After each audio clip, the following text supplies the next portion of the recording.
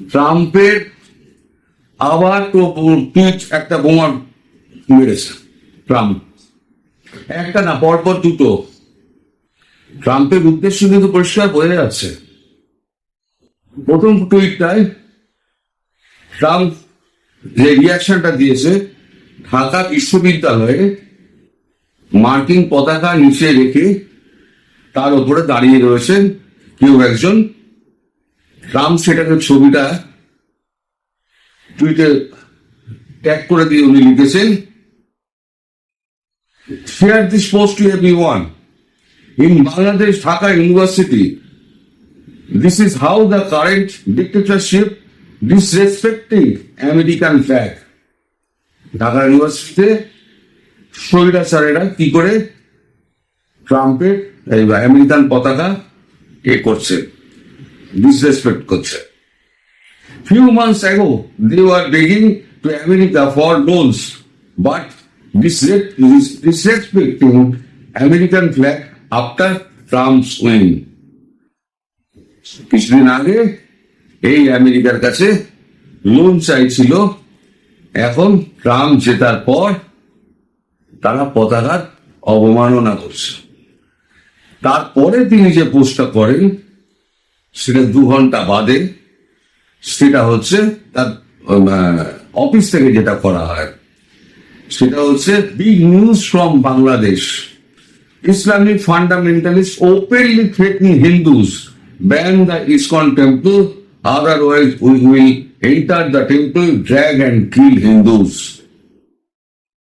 Yesterday there was a demand to change the constitution in Bangladesh. They are demanding to remove the word secular, এই শব্দটা আছে, from their constitution because 90% of population in Bangladesh are Muslims. সংবিধান পরিবর্তন করতে হবে, এখানে secular শব্দ বাদ দিতে হবে, কারণ 90% মুসলিম এই দেশে বাস করে, তাই এখানে মুসলিম কান্ট্রি লিখতে হবে। এই হচ্ছে বাংলাদেশ সম্পর্কে ট্রাম্পের বর্তমান দুটো টুইট।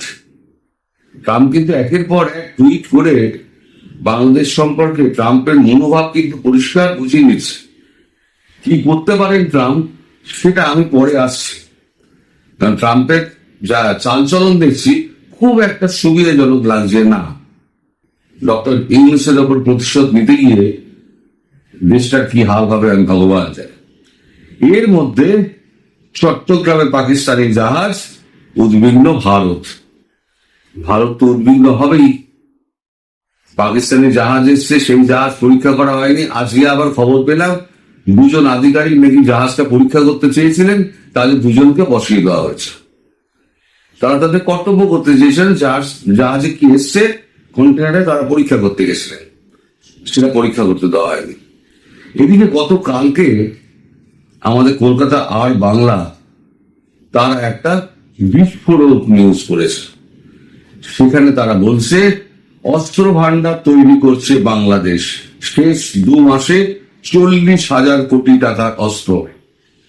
এই 40,000 কোটি টাকার অস্ত্র দিয়ে আপনারা কি করবেন? দেশের মানুষ খেতে পারছে না, আপনারা 40,000 কোটি টাকার অস্ত্র কিনছেন, সেই অস্ত্র দিয়ে কি করবেন? কিসের দরকার পড়বে সেই অস্ত্রের? 40,000 রাউন্ড গুলি কার বিরুদ্ধে ব্যবহার করবেন? 40,000 রাউন্ড গুলি। 40 টন RDX বিস্ফোরক কার বিরুদ্ধে ব্যবহার করবেন? 40 টন RDX বিস্ফোরক। 2,900টি তীব্র উচ্চতার রকেট। আপনি এই সমস্ত কিনছেন ডক্টর ইউনূস, খুব ভালো কথা, দেশের সুরক্ষার জন্য অস্ত্র দরকার, অস্ত্র মজুত করা ভালো, কিন্তু আপনার দেশের এখন যা অবস্থা, দেশের লোক তো খেতে পাচ্ছে না, কোম্পানিগুলো সমস্ত বন্ধ, একটার পর একটা বস্ত্র শিল্পের কারখানা বন্ধ হয়ে গেছে। একটা বস্ত্র শিল্পের কারখানা, তার শ্রমিকরা গত 3 দিন ধরে রাস্তা বন্ধ করে পুরো অবরোধ সৃষ্টি করে রেখে দিয়েছে। সেই অবরোধ আপনারা তুলতে পারেননি, না সেনাবাহিনী উদ্যোগ নিচ্ছে, না পুলিশ, কারোর কোনো ভ্রুক্ষেপ নেই। ভোগান্তি হচ্ছে কার? ওখানে এই 20 লক্ষ কর্মচারী যারা কাজ করতেন, তারা কিন্তু কিন্তু না খেতে পেয়ে মরার অবস্থায় এসছে। এখন ভারত যতই চাল ডাল পাঠাক, সেটাও আমি বলছি কত পাঠাচ্ছে, যতই পাঠাক, তাই তো কেনার সক্ষমতা চাই, কিনতে তো হবে, সেই টাকাটা কোথায়? এদিকে ব্যাংকে তারল্যের সংকট, নয়া দিগন্ত লিখেছে ব্যাংকে তারল্য সংকট, টাকা উত্তোলনে ভোগান্তিতে 6 ব্যাংকের গ্রাহকরা। ব্যাংকের গ্রাহকরা ব্যাংকের বাইরে থেকে তালা মেরে দিয়েছে যে কাউকে বেরোতে দেবো না, তাদের টাকা পুরো রয়েছে, তারা টাকা তুলতে পারছে না, কারণ ব্যাংকে টাকা নেই। আপনি 40,000 কোটি টাকা অস্ত্র কিনছেন। বাজারে চালের চেয়ে আলুর দাম বেশি, চাপে নিম্ন মধ্যবিত্তরা। নিম্ন মধ্যবিত্ত গিয়ে পরে তো উচ্চ মধ্যবিত্তরা চাপে পড়বে। টাকা কোথায়? টাকা তো নেই, জমানো টাকা, সে টাকাও তোলার অধিকার তাদের নেই। কারণ অধিকার বলতে তারা ব্যাংকে গেলে ব্যাংক টাকা দিতে পারছে না। যে কোম্পানিটার মালিক, যা শ্রমিকরা রাস্তা অবরোধ করে রয়েছে, তাদের একটাই দাবি 3 মাসের মাইনে দিতে হবে। আর 3 মাসের মাইনে দিতে গেলে তাকে 40 কোটি টাকা ব্যবস্থা করতে হবে। সেই 40 কোটি টাকা কে দেবে? ব্যাংকের কাছে নেই টাকা।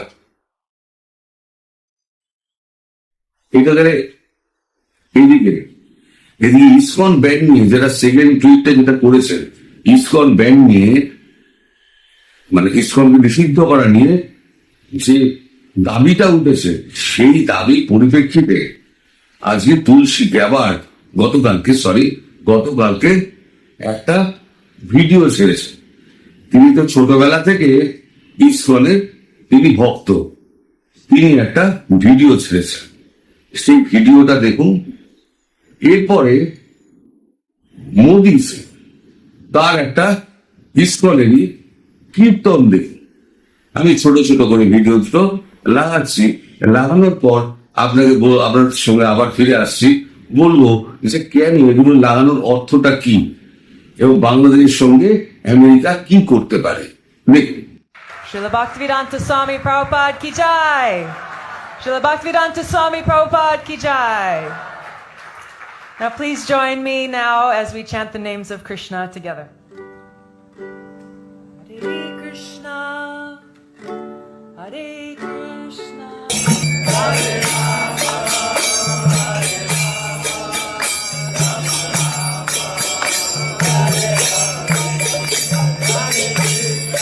তাহলে এবার পরিষ্কার হলো তো যে একটা বার্তা দিতে চাইছে আমেরিকা এবং ভারত, যে তোমরা যে কাজগুলো করছো সেই কাজগুলো না ভারত সমর্থন করছে না আমেরিকা সমর্থন করছে। তো এই বার্তাটা কিন্তু বিশ্বের পক্ষে, বাংলাদেশের পক্ষে কিন্তু ভীষণ বিপজ্জনক, ভীষণ ভীষণ। এদিকে ভারত কি করছে? ভারত এখান থেকে চাল ডাল পাঠাচ্ছে, তার একটা খবর বেরিয়েছে দ্য ওয়ালে। ইউনিসের 100 দিন জন আকাঙ্ক্ষা থেকে গণ অনাস্থা, জনক্ষোভে পিঠ বাঁচাতে অস্ত্র এখন ভারত বিরোধিতাই। আরে ভারত বিরোধিতা করে কি হবে? ভারত থেকেই তো খাবারটা যাচ্ছে, সে খাবারটা কি হবে আমি তো পরে বলছি। বাংলাদেশে এখন চরম খাদ্য সংকট চলছে, খোলা বাজারে চালের বাড়ন্ত, বাজারে 60 টাকার নিচে কোনো চাল নেই। আরো ভয়াবহ তথ্য হলো এই প্রথম সে দেশে সাধারণ চালের থেকে আলুর দাম বেশি। গত সপ্তাহে ইউএনডিপি সহ রাষ্ট্রসংঘের সাহায্যকারী সংস্থাগুলি জানিয়েছে বাংলাদেশে 40টি খাদ্য সরবরাহ বিভাগের 32টিতে খাদ্যের যোগান স্বাভাবিক নয়।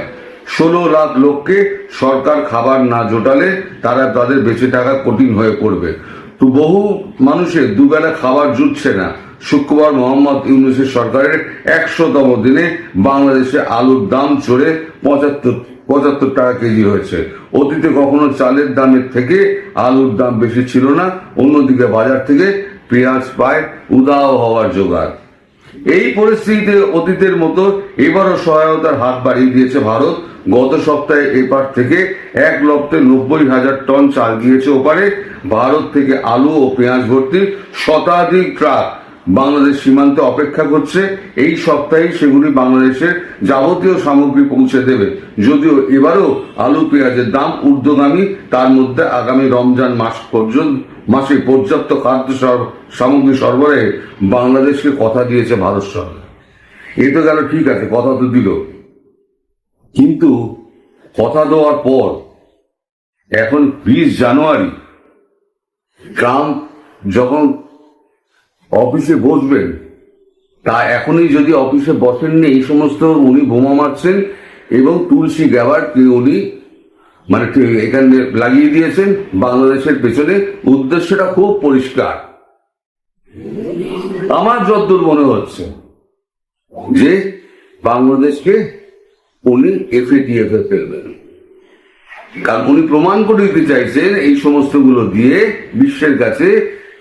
ডোনাল্ডের টুইট সবাই পড়েন, ডোনাল্ড ট্রাম্পের টুইট সারা বিশ্বের নেতারা পড়েন।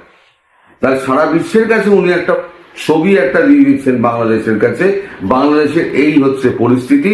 সুতরাং উনি যখন টেবিলে বসবেন, টেবিলে বসে উনি প্রথম কাজটা যেটা করতে পারেন খুব সম্ভবত, সেটা হচ্ছে পাকিস্তানকে এবং বাংলাদেশকে একই সঙ্গে আবার FATF এর গ্রে লিস্টে উনি ফেলে দেবেন। এবার FATF এর গ্রে লিস্টে যদি ফেলে দেন, তাহলে পরে কি হবে? ভারত যদি ইচ্ছে করে তাহলেও কিন্তু চাল ডাল পাঠাতে পারবে না। আমার তো সন্দেহ হয় ডক্টর ইউনূস যে এই যে মানে বাইডেন প্রশাসন আপনাকে দেশটা ধ্বংস করার জন্য পাঠিয়েছে কিনা। আপনি একটা সুস্থ দেশকে ধ্বংস করার জন্য আপনি ডোনাল্ড লু সহ সবাইকে পেছনে লাগিয়ে দিয়েছিলেন। এটা কিন্তু আপনি মোটেই ভালো করেন ডক্টর ইউনূস। তাদের কথা যদি আপনি মেনে যদি এখানে এসে এই সমস্ত কর্মকাণ্ড করে থাকেন, আপনার এই দিকে তো কোনো নজর নেই। আপনারা কি করছেন? অধ্যাদেশ জারি করছেন, আপনারা সংবিধান সংশোধন করছেন। আরে মানুষ খেতে চাইছে, মানুষ টাকা চাইছে, মানুষকে খেতে দিন, দুবেলা খেতে দিন। সে মানুষগুলো যাবে কোথায়? বৃদ্ধ রয়েছে, শিশু রয়েছে, মহিলা রয়েছে, তারা যাবে কোথায়? একবার আপনার মনে হয় না যে আমি এটা অন্যায় করছি? আপনার মনুষ্যত্ব কি সমস্ত নষ্ট হয়ে গেছে? আমি মাঝে মাঝে ভাবি যে আপনি যে মানুষটা চলে ফিরে বেড়াচ্ছেন, সেই মানুষটা আপনি জ্ঞানত আছেন তো? যে আপনি কি করছেন জ্ঞানত করছেন তো, নাকি আপনি অজ্ঞানত করছেন? অনাহারের দিকে ঠেলে নিয়ে যাচ্ছেন আপনি দেশটাকে, দুর্ভিক্ষের দিকে যাচ্ছে। ভারত চেষ্টা করলো FATF এর গ্রে লিস্টে যদি বাংলাদেশকে ফেলে দেয়, তাহলে ভারত চেষ্টা করলেও, হাজার চেষ্টা করলো, কিন্তু বর্ডার পেরিয়ে কোনো মাল দিতে পারবে না, কারণ ওটা ইন্টারন্যাশনাল লেগে যায় ওই ব্যানটা। কোনো দেশ আপনাদের অর্থ সাহায্য করবে না। আর এই যে জেহাদি যারা আছে না, যখন দুবেলা পেটে খাবার পড়বে না, তখন এই জেহাদ পেয়ার সব জানলা দিয়ে উড়ে বেরিয়ে যাবে। আর কোনো দেশ কিন্তু এদের জায়গাও দেবে না। সবাই কিন্তু সতর্ক, বাংলাদেশি সম্পর্কে সবাই কিন্তু সতর্ক হয়ে যাচ্ছে যে বাংলাদেশি মানেই হচ্ছে একেবারে মানে উগ্রবাদী। আমার সব থেকে খারাপ লাগছে এই 99.99% মানুষের জন্য। তারা কোনো দোষ করেননি, তারা হচ্ছে নিরাপরাধ, শান্তিতে থাকতে চায় এমন মানুষগুলো, 99.99% মানুষগুলো, তাদের জন্য আমার খারাপ লাগছে। ভারত কিন্তু তাদের জন্য ভাবছে, তাদের জন্যই এই খাবার টাবার গুলো পাঠাচ্ছে। কিন্তু এইটা যদি ঘটে, ট্রাম্প যদি এটা করেন, তাহলে পরে তারা যাবে কোথায়? এই আপনার এবং ট্রাম্পের দুজনের মধ্যে এই যে যুদ্ধ, এই যুদ্ধে নিষ্পেষিত হচ্ছে কে?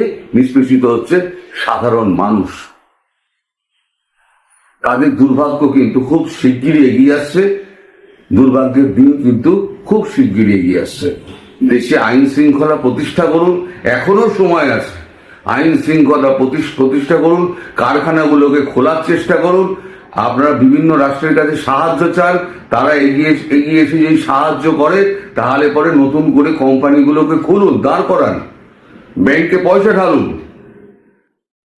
আপনার সংস্কার পরে হবে। সংস্কার দিয়ে মানুষকে পেট ভরে না, আর সংবিধান দিয়েও পেট ভরে না। মানুষ দুবেলা খেতে চায়।